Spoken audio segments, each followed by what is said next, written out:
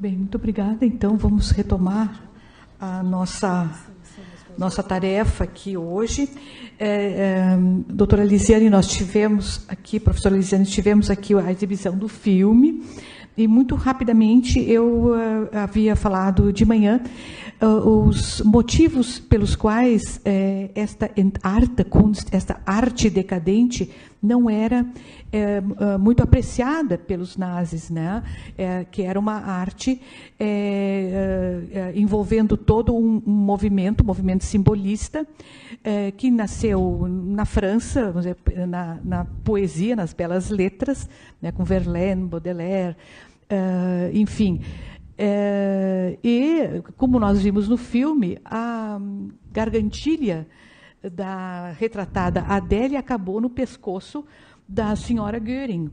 Mas o quadro não foi para a parede dela, porque a propaganda, vamos dizer assim, o espírito deste império que deveria durar 1000 anos não era a arte apreciada por eles, porque ela era sensual, ela retratava, se remetia a períodos decadentes, né, de um império que se desfazia, Bizâncio, enfim. E ainda falei rapidamente que aqui, expoentes aqui da poesia simbolista eram o Afonso Guimarães e o Cruz e Souza, belíssimos expoentes, né? Bom, e rapidamente, antes, para não privá-los a todos da belíssima exposição que a senhora vai fazer, que eu assisti já um pedacinho e fiquei muito encantada com toda a temática, me ocorreu dizer que a pilhagem ela era inerente às guerras. Eu já havia referido que Napoleão, primeiro, os romanos faziam, inclusive, um desfile com os despojos de guerra, que era o triunfo.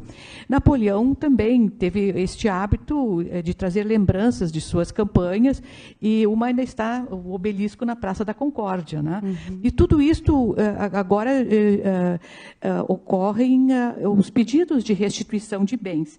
E algumas polêmicas. No Brasil são poucas. Nós temos a polêmica do canhão El Cristiano, que está sendo reivindicado pelo Paraguai. Este artefato de guerra foi apreendido durante a Batalha de Humaitá e se chama El Cristiano porque ele foi feito com todos os sinos das igrejas paraguaias.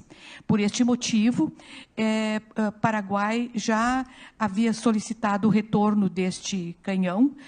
E no governo Lula havia uma certa, talvez uma ideia de retorná-lo, mas ele está tombado e haveria necessidade do destombamento deste artefato.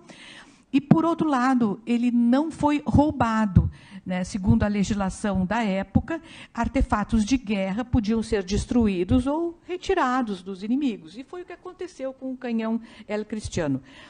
Depois, há reivindicações sobre algumas peças que estão no MASP. São esculturas do Degas, que, em bronze, especialmente as bailarinas, que uma família alemã, sucessor de um galerista judeu, pediu informações, e eu não sei como a coisa evoluiu, porque eu até tentei verificar, não consegui ver como isso está sendo encaminhado. E mais o casamento desigual, que é uma tela que está no MASP, porque quando o MASP foi criado pelo... como é o nome do cidadão aquele? Assis Chateaubriand, ele tinha muito dinheiro, então ele deu dinheiro ao Bobardi ali para que fosse a Europa comprar peças. E os galeristas na Europa, de onde é que eles tinham as peças, né?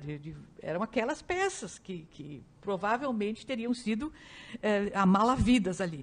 Então, tem um quadro que está sendo reivindicado, ele foi doado ao MASP, e está sendo reivindicado também por sucessores. E, na exposição do descobrimento, havia, não sei se alguém esteve, eu tive a felicidade de, durante o Planeta Verde, lá, foi mais de 10 anos, que eu pude ver a exposição do descobrimento, e lá havia uma coisa assim maravilhosa, que era um cocar manto indígena.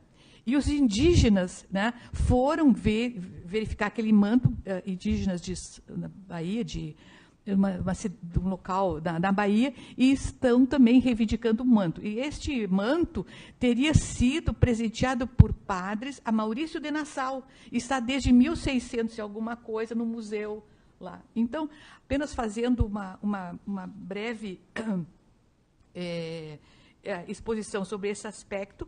Quais são os itens vulneráveis agora no Brasil? Não sei se vai poder expor essa parte. É a arte barroca, né, e os fósseis.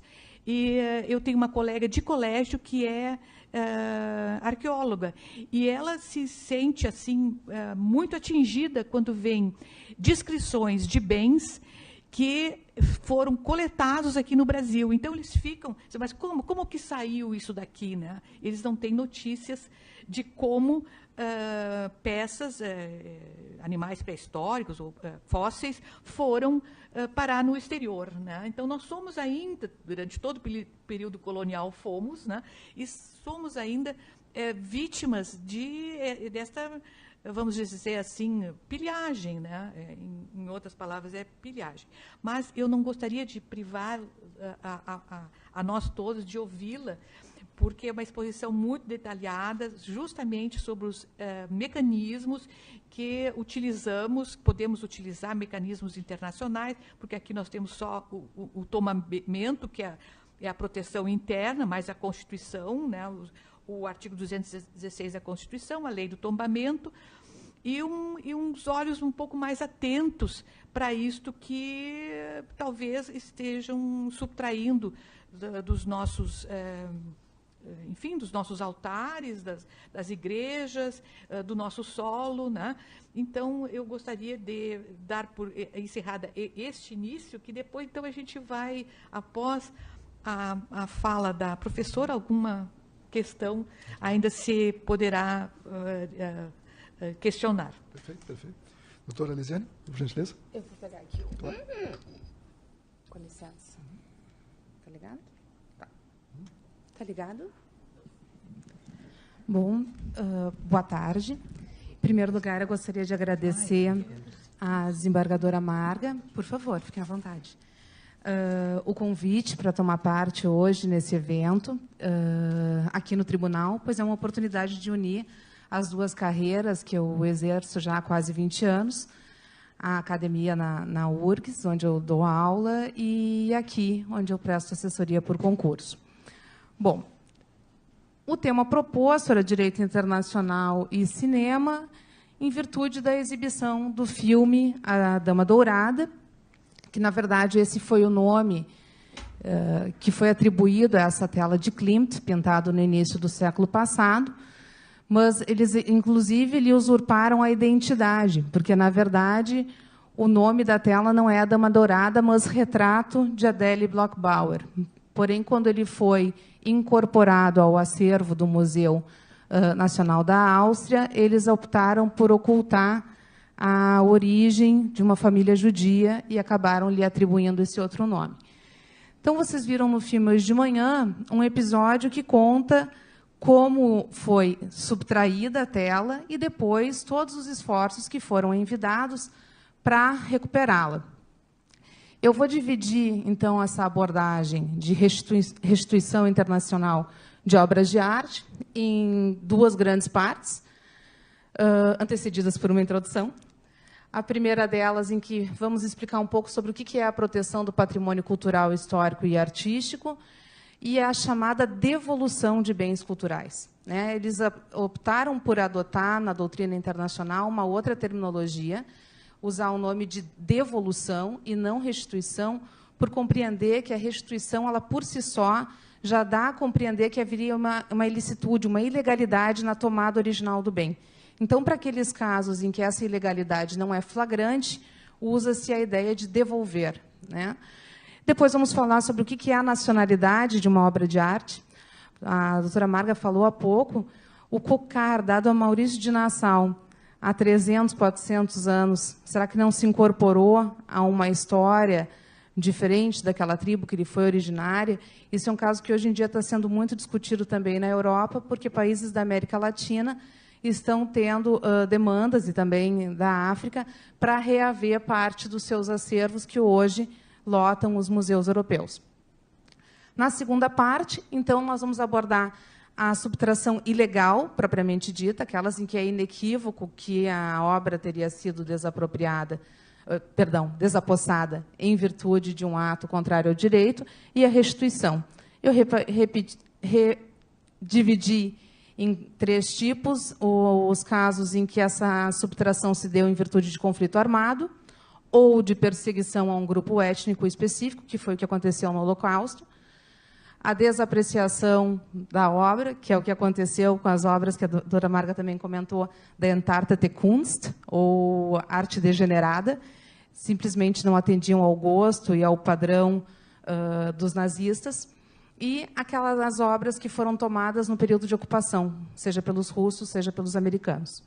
E, no final, a solução que a doutrina internacional tem construído, num esforço de pesquisar a proveniência da obra e oferecer uma solução uniforme para todos esses casos, sejam eles de ilegalidade em função de perseguição religiosa ou de conflito armado. Bom, antes disso, então, brevemente, a abordagem que eu ofereço é uma abordagem muito própria do direito europeu e norte-americano. A gente não tem uma disciplina com esse tópico aqui no Brasil, que trata do direito da arte.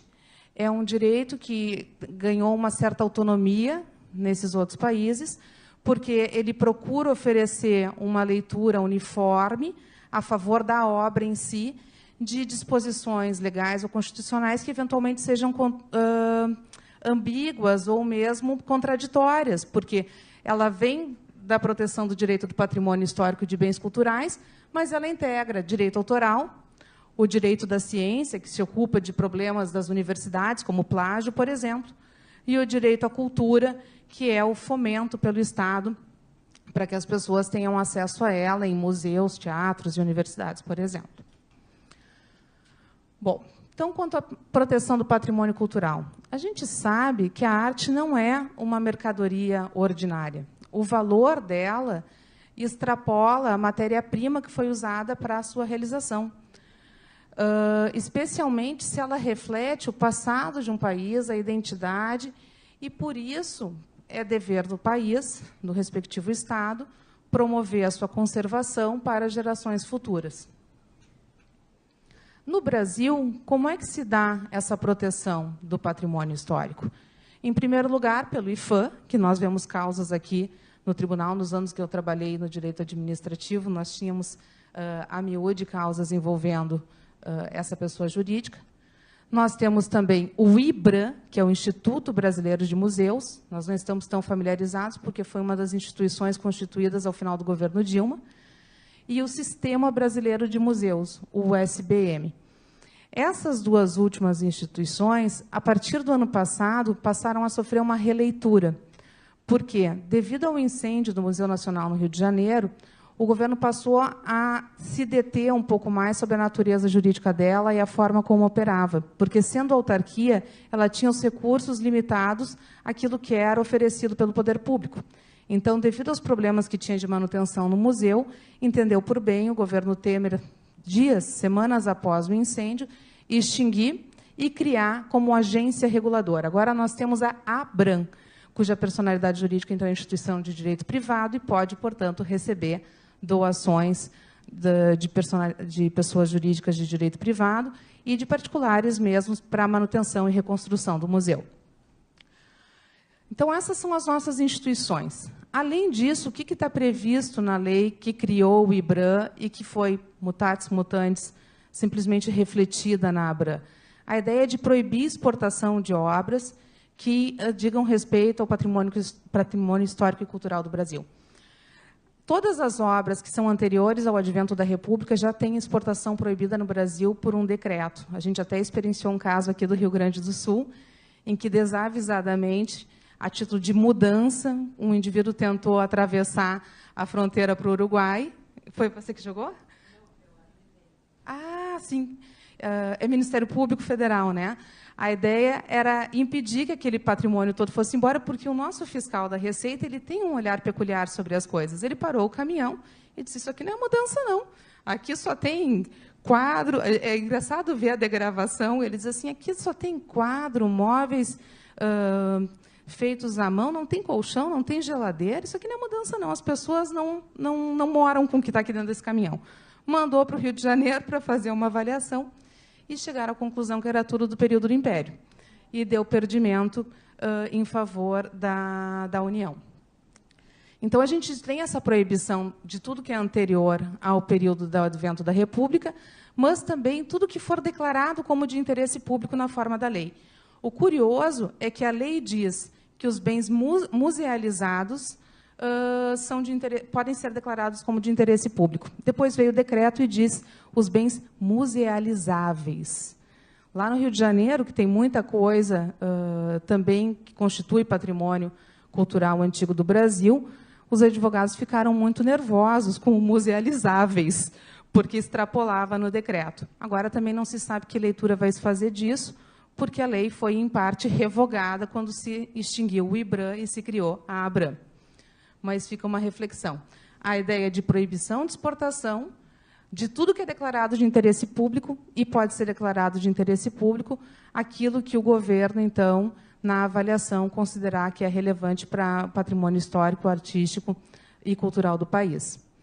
Ainda a questão de licença para trabalhar com material arqueológico, que, de uma certa maneira, também preserva o nosso passado indígena. E eu trago como referência leis europeias que diferenciam uma parte do patrimônio cultural de um país entre aquilo que é simplesmente de valor e o que é excepcional, aquilo que tem que ser reconhecido de uma forma mais permanente e com mais intensidade. Então, a França e a Itália, sobretudo a Itália tem 70% do patrimônio cultural do mundo, né? Resolveram chamar de tesouros nacionais, trésor national, uma série de bens que não são submetidos a nenhum tipo de modalidade de uso capião e sequer podem deixar o país para exibições, né? Aqui nós não temos nenhuma regra análoga. Bom, então, sobre devolução de bens culturais, a gente fala em devolução porque, pelo menos ao tempo em que esses bens foram levados, não era flagrante a ilegalidade. O primeiro caso que eu resolvi mostrar é o dos mármores de Elgin, que, na verdade, são peças de mármore do Partenon, são métopas, frísios e algumas esculturas que foram tomadas do Partenon na Grécia, na parte alta de Atenas, e levados para a Inglaterra ainda no início do século XIX. Existe até um termo na literatura, eugenismo, para ser esse desapossar discreto, vamos dizer assim, um furto de mão leve, mas muito elegante, o eugenismo. Por quê? O que fez ele? Ele era embaixador da Inglaterra na época, e a Grécia estava sob jugo do Império Otomano, e tinha bombardeios, eventualmente, na Grécia, e ele pensou, vou preservar isso por meio de molduras em gesso e vou fazer o meu castelo no interior da Escócia a sua imagem e semelhança.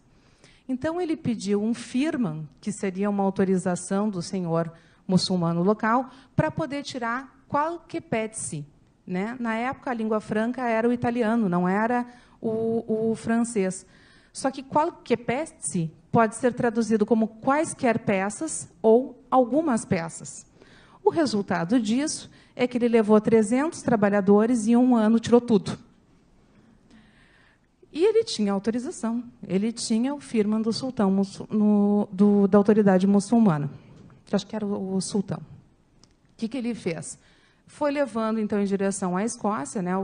Disse o que os godos e visigodos preservaram, os scots, os escoceses arruinaram, né? Na literatura tem essa passagem.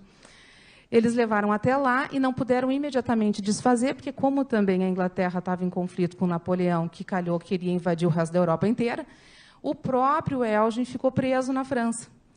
E demorou até ele retornar à Inglaterra. Quando ele retornou, ele tinha gastado essa pequena fortuna, né, cerca de 100 mil libras, para retirar todo o mármore, E ele ofereceu, então, ao parlamento inglês se eles não queriam comprar e colocar no museu.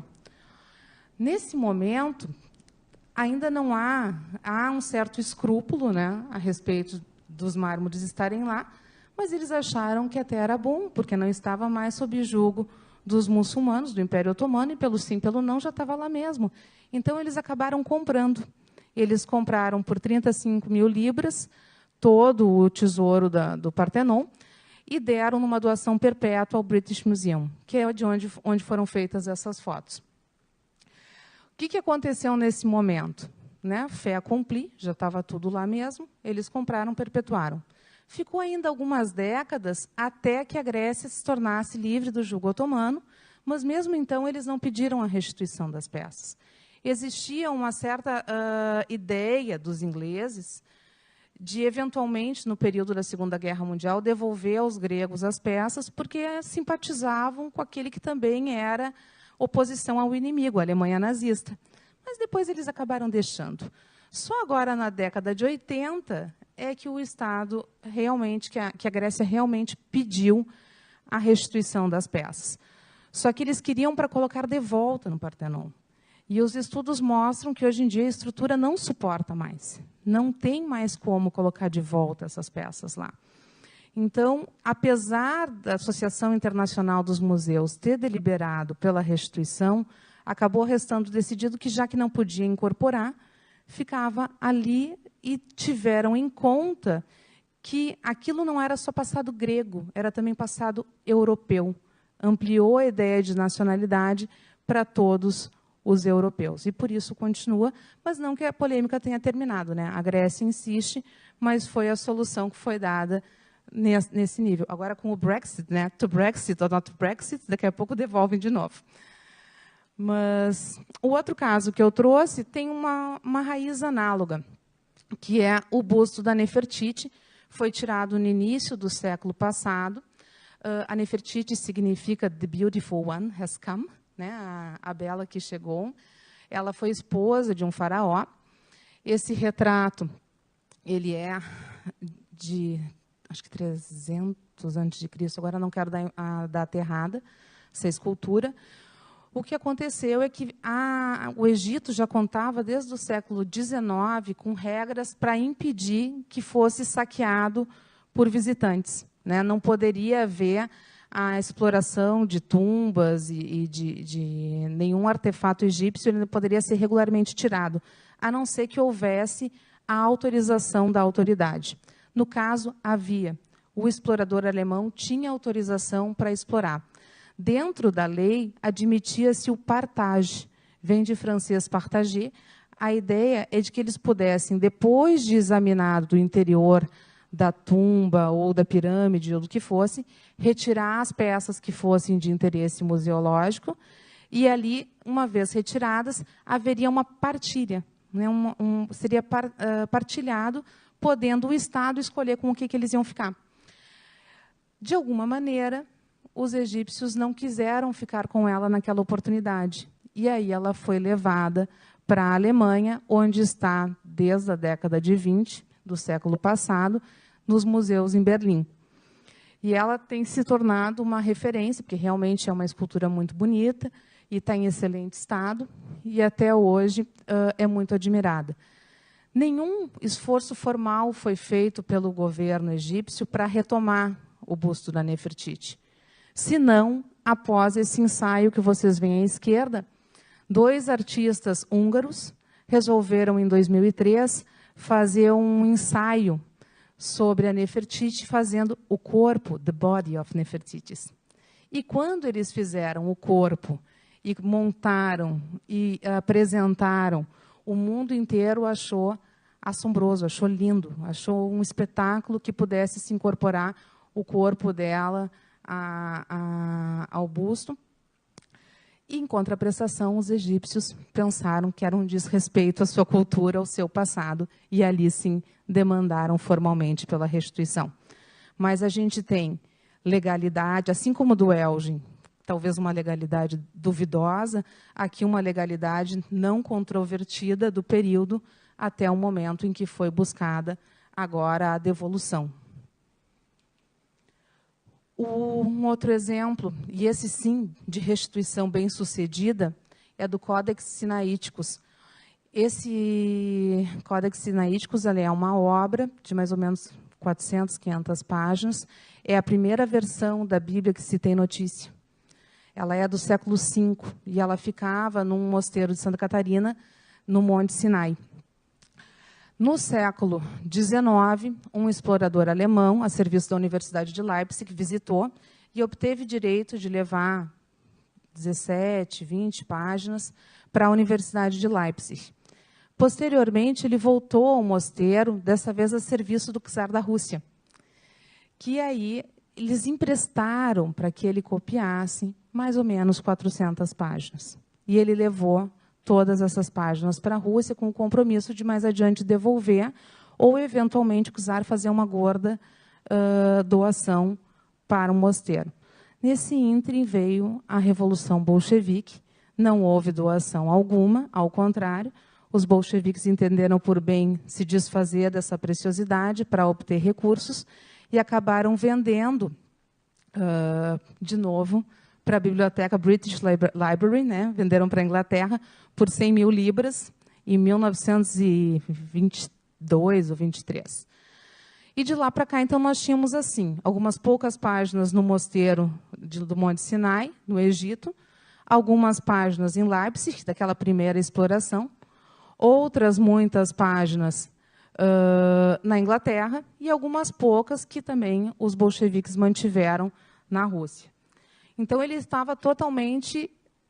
era impossível estudá-lo, era impossível se debruçar sobre ele, embora fosse um manuscrito raríssimo, porque ele estava dividido nesses locais. Diante de um tratado internacional, eles conseguiram reunir as partes, digitalizá-las, e tornar, então, de consulta pública no site da biblioteca inglesa, né, da biblioteca britânica, em Londres, onde todo mundo hoje pode ter acesso e universidades do mundo inteiro podem estudar. Uma situação análoga são as obras da Biblioteca Palatina. A Biblioteca Palatina ela reunia obras de todo o medievo na Alemanha, ficava na Universidade de Heidelberg, ao tempo da Reforma. Depois, durante a Guerra dos 30 Anos, em que houve uma oposição entre aqueles que eram pró-reforma e os católicos, Heidelberg foi ocupada e a biblioteca foi inteira levada como presente para o Papa.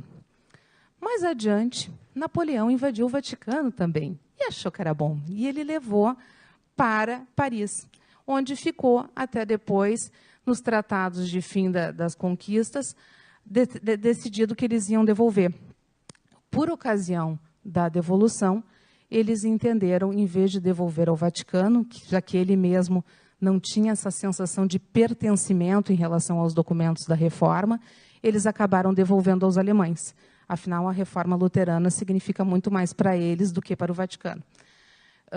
Então, é um outro exemplo de sucesso na ideia de restituição.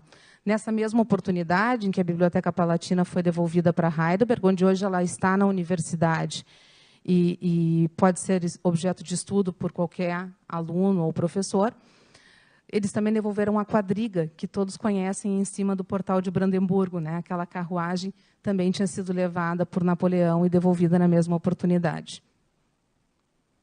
E aí não devolveram, eles devolveram direto para o país que tinha sido originariamente espoliado. Bom, então essas questões nos levam a refletir o que é a nacionalidade de uma obra de arte. Nação é um conceito diferente de Estado, porque ela integra mais que elementos objetivos. Não é só língua, usos, leis, religião, etnia, país. Existe um sentimento de pertencer. Existe esse elemento subjetivo, né?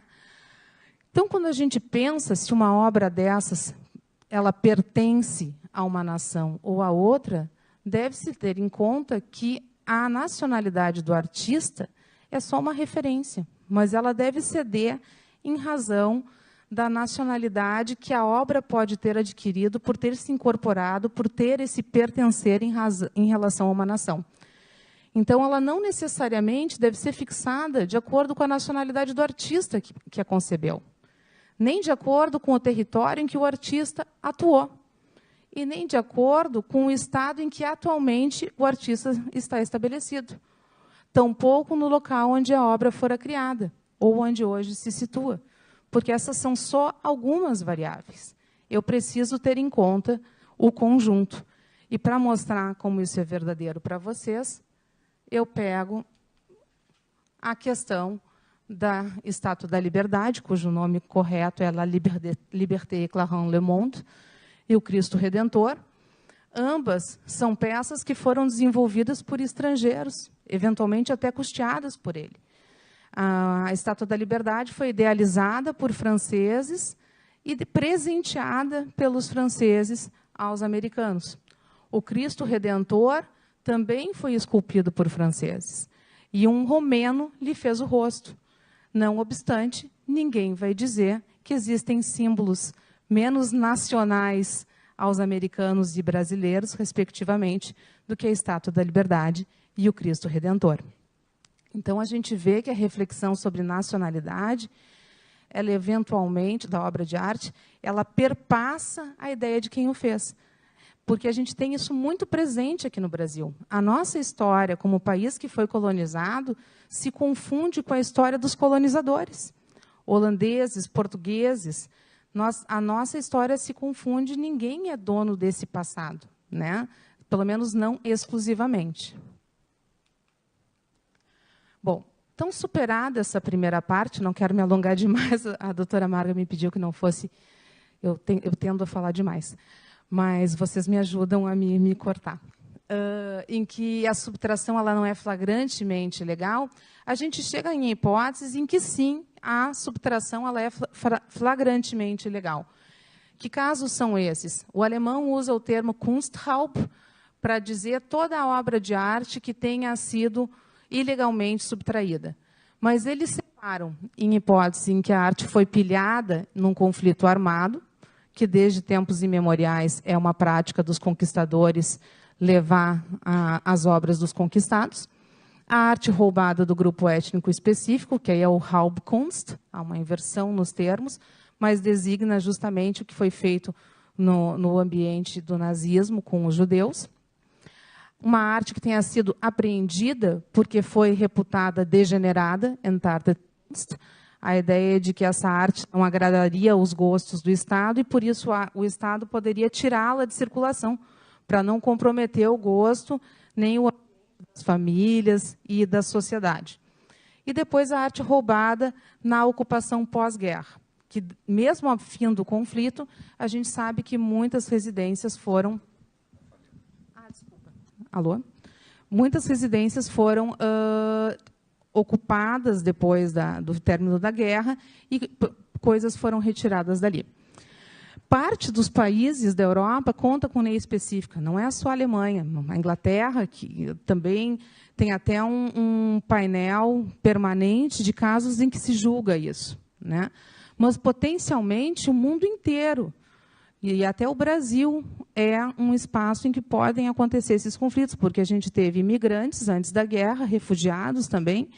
Então, potencialmente, nós temos casos também dessa natureza, como a desembargadora Marga colocou, e alguns até fora do contexto do Holocausto. A Europa e os Estados Unidos trataram isso com uma série de outros países, centenas de países assinaram, um documento que se chama Princípios de Washington sobre obras que foram subtraídas pelos nazistas. Esse tratado ele não é binding, ele não é obrigatório, mas ele, embora seja soft law, ele é obrigatório em alguns países da Europa. Para a Alemanha, por exemplo, obriga todas as instituições públicas. E, mesmo sem ser obrigatório, ele é observado pela maior parte dos outros países, porque a consequência de não fazê-lo é estar alinhado ao lado dos nazistas, né? Se você não restitui, então, o que você é? Você é como eles também? Então, acaba que atua de uma maneira a compor a devolução dessas obras. Eu peguei 2 exemplos aqui de arte pilhada em conflito armado. Do lado direito, a gente tem peças que foram roubadas durante a Segunda Guerra Mundial. E no lado esquerdo, a gente tem aquela imagem do Monet, que é do caso de Weat e Baldinger. Esse quadro ele foi tomado também no conflito armado, mas depois, no período que já havia paz. Tá? Foi por militares norte-americanos que ficaram na residência da proprietária do Monet. Bom, a Sala Âmbar ela foi feita em 1700. Ela era parte de um castelo do rei da Prússia. Só que depois, numa admiração e numa aproximação do czar Pedro Grande, o imperador William presenteou ao czar. São toneladas e toneladas de âmbar que ficavam num castelo perto de São Petersburgo. No momento que os alemães invadiram a Rússia e ocuparam a cidade, eles desmontaram tudo isso e levaram consigo todas essas toneladas. O objetivo era reconstruir tudo em Königsberg. De alguma forma, no caminho, isso se perdeu. E, eventualmente, pessoas acharam. O que aconteceu? Um desses militares que levou separou mosaicos que compunham essas salas, que tem toneladas de âmbar, e guardou até a sua morte. Na morte, deixou ao filho, lá na década de 70, e o filho depois tentou vender. Diz ele que não sabia o que era, até reconhecer na TV que custava sozinho aquele mosaiquinho desse tamanho, 3 milhões de dólares. Naquele momento, a polícia alemã interferiu e conseguiu retomar a peça. A Alemanha, em esforços que são próprios desse período de reconstituição do pós-guerra, fez a restitution in kind. O que significa isso? Eles refizeram a Sala Âmbar e deram de presente. Né? De novo, eles recompuseram o castelo, mas aquela parte original, a maior parte dela está desaparecida.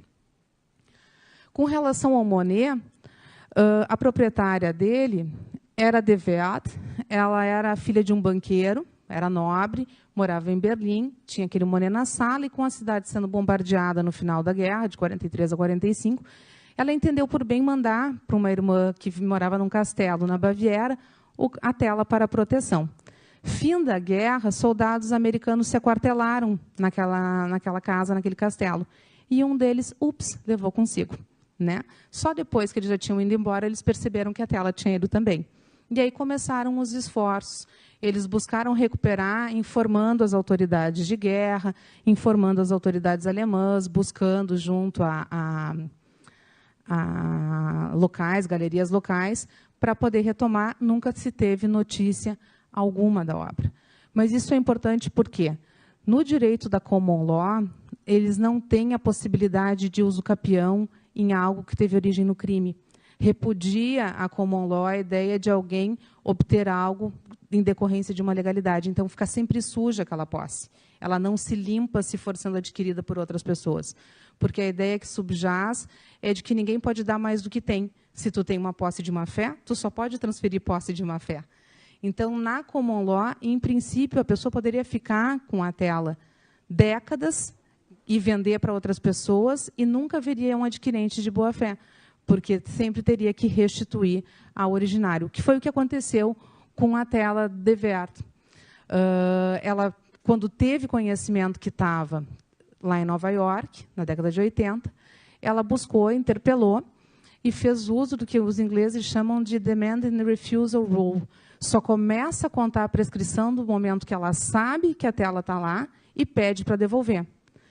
No Tribunal de Nova York, é essa tese que prospera. Na Califórnia, por outro lado, eles têm a ideia de due diligence. Se não provar que fez todos os esforços necessários para localizar, mesmo assim, vai ter... Não é ela que perde, não é o outro que ganha, é ela que perde a propriedade. A ideia não é que o outro adquiriu pelo decurso do tempo, pela boa-fé, mas ela perdeu por não ter sido diligente. Então, a gente tem 2 estados norte-americanos com 2 compreensões diametralmente opostas, né, ou pelo menos complementares. E aí, surpreendentemente, a de Weat perdeu em última instância e o quadro ficou. Por isso que foi tão paradigmático e virou, inclusive, um livro, Rose Monet. Ele é uma introdução ao sistema jurídico norte-americano. Eu leciono direito comparado na URGS e eu sempre recomendo aos meus alunos, porque ele tem as petições, ele tem a explicação das instâncias, tem todo o passo a passo de como você conhece o sistema norte-americano e demanda por uma coisa dessas. No final, a tela acabou ficando com a senhora Beldinger. Fora de conflito armado, aí a gente chega no caso do retrato de Adele Bloch-Bauer. Em 1933, na Alemanha, eles fizeram uma lei, né, a Gesetz über die Entziehung volks- und staatsfeindlichen Vermögens. A ideia era de poder tomar aquele patrimônio que fosse de inimigos do Estado. Então, era sob esse título, os judeus eram inimigos do Estado, então o seu patrimônio poderia ser tomado. A Adele era nacional austríaca. Até a Anschluss, que foi a incorporação da Áustria pela Alemanha, que não foi militar, né, a tela permaneceu nas paredes de sua casa. Então, o caso é a restituição dessa tela que ornava a residência da família, em Viena. Os pontos de interesse jurídico que a gente pode destacar, vocês todos viram o filme, são 3. Né? O primeiro é a ideia do testamento da retratada. Ainda em viva, ela morreu muito antes da guerra, ela morreu na década de 20 de meningite. Mas no testamento dela, ela dizia, Ich bitte mein Ehemann. Bitte é pedir. Ela pedia ao seu marido que, depois de sua morte, ele oferecesse a tela ao Museu Nacional, o Belvedere, na Áustria. Aí, a Áustria entendeu que, como ela tinha dado, seria legítima a sua aquisição. Segundo ponto relevante é que não foi o marido dela que deu depois que ela morreu a tela. E nem mesmo depois que ele morreu. A tela foi subtraída das paredes da residência da família durante a guerra. Porque, teoricamente, o marido dela, o Ferdinand Bloch-Bauer, ele não teria pagado os tributos, então eles tomaram parte do patrimônio, esqueci agora o nome, é o colar, também me veio o bracelete na mente, o colar e todo o resto, que a gente vê muito bem no filme, o filme não esclarece, mas foi tomado em virtude do não pagamento de tributo, porque eles teriam falhado em recolher no período da guerra. Claro que eles deviam mais ainda, porque eram inimigos do povo, né? Então, foi subtraído durante a Anschluss. E a terceira questão é a possibilidade de uma pessoa privada demandar um Estado estrangeiro no exterior em virtude desses fatos. E se pode, como que ele faz isso? Onde que ele faz isso? Primeira questão, a Maria Altmann, ela tinha uma vidinha cômoda na Califórnia, mas ela não era uma pessoa rica. Entre a lojinha e a casa dela, ela não chegava a ter um patrimônio de $1 milhão. Mas os custos para entrar com um processo desse na Áustria seriam de pelo menos 5, 6 milhões, porque é em cima do valor da peça. E o quadro depois foi vendido, não sei se vocês acompanharam no filme, por $135 milhões. Então, ela não tinha como fazer o pagamento da antecipação das custas. E a Áustria, assim como a Alemanha, não tem uma tradição de assistência judiciária gratuita. Não existe como se isentar dos custos. Então, para ela, demandar na Áustria era o correspondente a não demandar, era uma negativa de jurisdição, porque ela não tinha como intentar na Áustria. Por isso que ela precisava demandar nos Estados Unidos, onde o escritório costuma assumir as despesas processuais e depois se recompõe, né, a partir do que for remunerado em caso de êxito. Então, o custo era um problema. E o segundo problema, a imunidade entre Estados soberanos. Estados Unidos não pode processar uma ação de índole privada contra a Áustria, a não ser que se insira numa modalidade de exceção. Então, a questão era averiguar se, nesse caso da Maria Altmann versus a Áustria, se era uma exceção. Entendeu a corte local que sim, que seria. Porque eles entenderam que era uma questão de direitos humanos, a desapropriação das paredes da casa dela, né, desapossaram a tela de dentro da residência, que o fato de ter ou não testamento não seria o caso de decidir naquele momento, mas que sim, a ação poderia ser lá, porque envolvia direitos humanos, e 2, porque essa ofensa perpetrada pela Áustria se perpetuava dentro dos Estados Unidos, na medida em que os Estados Unidos vendia pacotes de viagem para a Áustria. Venham a Viena, visitem o Belvedere. A Dama Dourada está aqui. Vendiam catálogos do Belvedere com grandes passagens sobre a Dama Dourada. Então, o que eles entenderam? Que a Áustria was doing business with the build inside of the United States. Então, se você está fazendo negócio e ganhando em cima dessa expoliação, você vai ser réu aqui. Então, por isso, eles admitiram o processo. E ela ganhou, levou até a Suprema Corte, mostra no filme, que ela ganhou, então, a ideia de poder demandar nos Estados Unidos para obter a tela. Só que imaginem se todo o trabalho que deu até chegar ali, ela já estava com uma idade bastante elevada, 90 anos e mais até, como é que fariam para ela conseguir a execução e receber essa tela ainda em vida? Então, eles optaram, devido às dificuldades de custo e procedimentais, por, em consenso com a Galeria Nacional de Viena, fazer uma arbitragem internacional para decidir se essa tela deveria ser ou não devolvida. Ela abriu mão da conquista que ela tinha chegado até ali no direito norte-americano e resolveu, não, vamos recomeçar por arbitragem, o que o árbitro decidir, nós vamos honrar. E os árbitros entenderam que aquele bit dela, aquele pedido, aquilo não era testamento, porque não era dela para dar, era dele. O recibo do quadro estava em nome do marido. Além disso, um pedido não é uma manifestação de última vontade. A gente pode pedir coisas em cartões para os nossos entes queridos, mas isso não significa de forma nenhuma que há um caráter vinculante. Então, e eles também sublimaram, um terceiro argumento para sublimar esse pretenso testamento, é de que não foi por livre e espontânea vontade que o quadro foi oferecido, mas que o marido ainda estava vivo e ele foi obrigado a buscar refúgio na Suíça e, em seguida, faleceu. Então, não haveria uma continuidade lícita na tomada da tela. Então, eles acabaram devolvendo. Isso é uma coisa muito norte-americana, né? Doing business. Você lucra aqui, então você vai pagar aqui também. E eles acabaram devolvendo, e a família Lauder, que tem os cosméticos Estée Lauder, acabou comprando a tela e colocando para exposição permanente em Nova York por 135 milhões. Então, a gente vê que, nesse caso, havia ilegalidade na origem, porque um Estado soberano foi ocupado por outro, né? A Áustria foi ocupada pela Alemanha, eles foram desapossados pelos alemães em virtude dessa lei que designava os judeus, assim como outros, inimigos do Estado. Sobre a arte degenerada, eu trago essa imagem de Klee, que pertencia a uma senhora chamada Lisitzky, depois ela casou-se, acrescentou Küppers.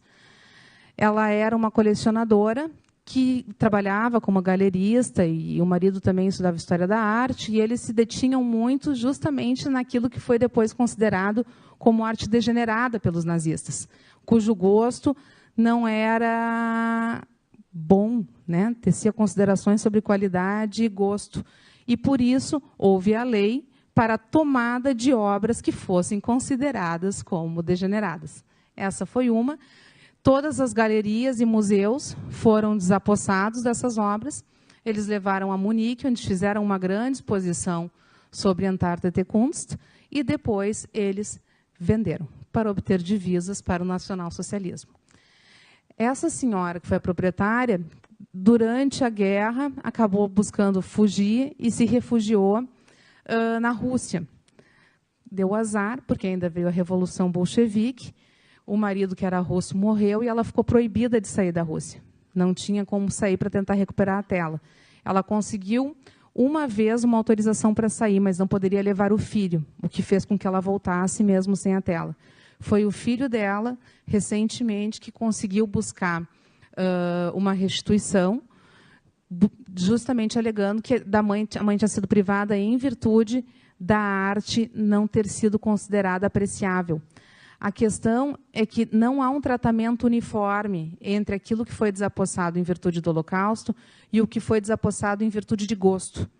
Por quê? Se o proprietário não fosse judeu, como era o caso aqui, como não era o caso, ela não era judia, eles não teriam o escopo dos princípios de Washington para devolver.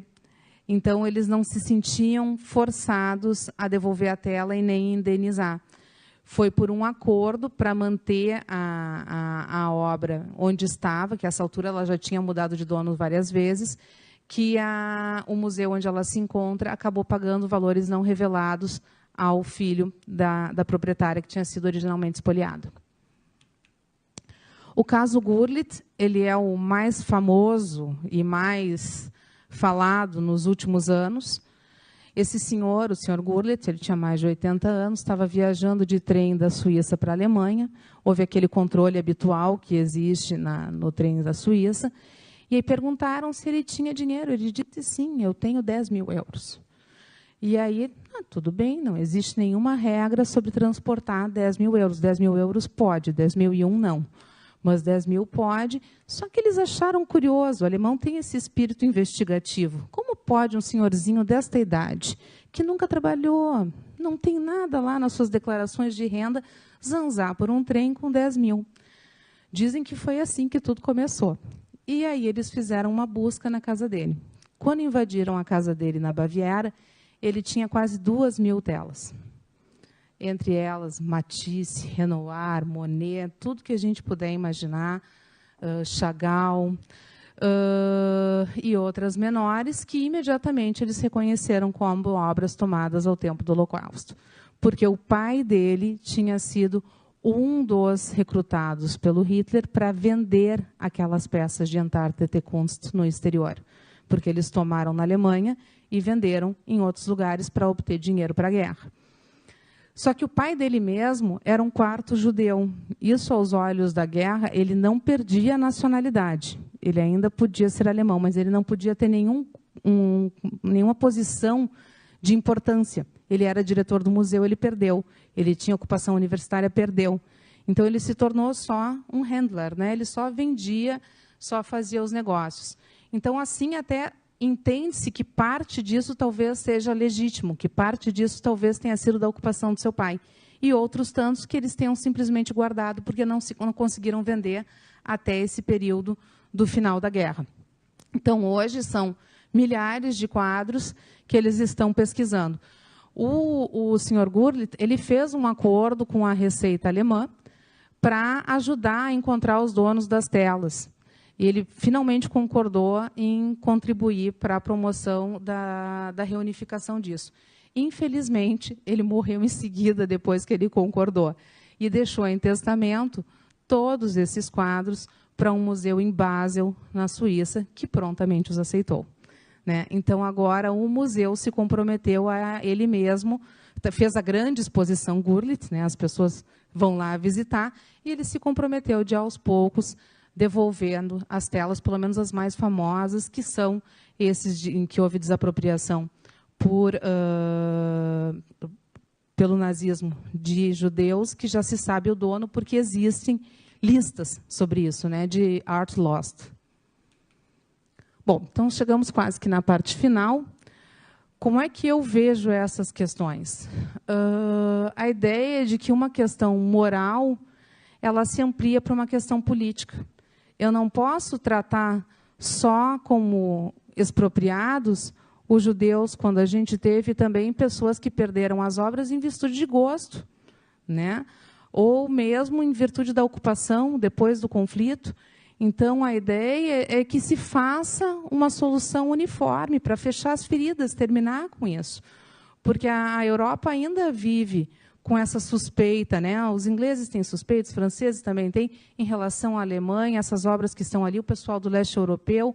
Então, o melhor seria oferecer uma solução uniforme, porque nós temos posições no direito diametralmente opostas, né? A gente gosta de repetir que a boa-fé se presume no direito brasileiro, pois no direito da common law, a compreensão é outra. A compreensão é diametralmente oposta. E que quem tem má-fé só pode dar má-fé. Não existe uma aquisição de boa-fé originária de uma má-fé. Porque ninguém pode dar mais do que aquilo que tem. Então, esta boa-fé transferida, uma má-fé transferida a sucessores ou a terceiros, não limparia a origem da obra. Com relação à prescrição, as regras também não são claras. Tu tem a demand and refusal, que se aplicou para o caso da Devert versus Baldinger, que ela só interpelou, só teve início a prescrição quando ela soube com quem estava. Mas, ao mesmo tempo, eles aplicaram a regra do discovery rule, em última instância, dizendo que ela não diligenciou o suficiente, porque ela procurou pela tela por 20 anos e depois não procurou mais. Só nos anos 80 que ela soube onde é que estava. Então, o quanto é o due diligence? Até quando você tem que continuar procurando? Lhe roubaram na década de 40, você tem que passar os próximos 40 anos procurando, não tem nem recursos mais para isso, né? E também na common law a ideia de ledgers, a ideia de uma objeção que tu perde pela falta de diligência, que foi o que aconteceu com ela. Então, a gente tem situações que não oferecem a mesma solução, embora tenham como substrato fático histórico a mesma situação, a situação de guerra. Então, a proposta é oferecer um tratamento uniforme para curar feridas e deixar o passado de assombrar o presente. Esse tratamento uniforme exigiria uma norma de DIP muito complexa, porque um direito público que fizesse um tratado dessa dimensão, dessa estatura, com tantos países potencialmente envolvidos no globo, é altamente improvável. Tanto que, nesses 60 anos, só se conseguiu fazer os princípios de Washington, como soft law.